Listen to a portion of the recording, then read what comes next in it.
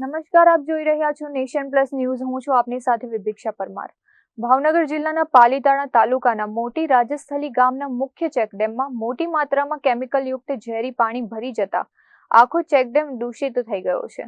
ચેકડેમમાં કેમિકલના કારણે સફેદ ફીણની વડાઈઓ જામી ગઈ છે, જેના કારણે ખેતીના પાકને ભારે નુકસાન જવાની ભીતિ સેવાઈ રહી છે.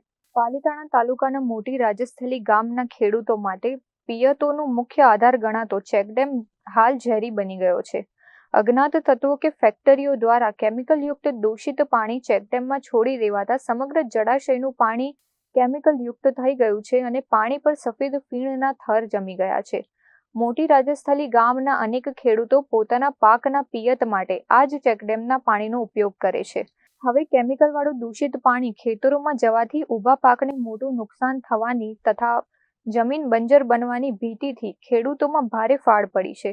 સ્થાનિક ખેડૂતો દ્વારા આ મામલે તાત્કાલિક પ્રદૂષણ નિયંત્રણ બોર્ડ અને વહીવટી તંત્ર દ્વારા તપાસ કરી જવાબદારો સામે કડક કાર્યવાહી કરવાની માંગ કરવામાં આવી રહી છે. અત્રે ઉલ્લેખનીય છે કે કેમિકલયુક્ત પાણીથી ચેકડેમ દૂષિત થતા ખેડૂતોના મોં સુધી આવેલો કોળિયો છીનવાઈ જવાનો ભય ઊભો થયો છે.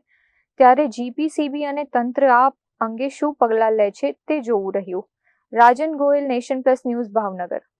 સમાચારોના સતત અપડેટ મેળવવા માટે અમારી નેશન પ્લસ ન્યૂઝની યુટ્યુબ ચેનલને સબસ્ક્રાઇબ કરો, બેલ આઇકન દબાવો અને જોડાયેલા રહો ફેસબુક, ઇન્સ્ટાગ્રામ અને ટ્વિટર પર.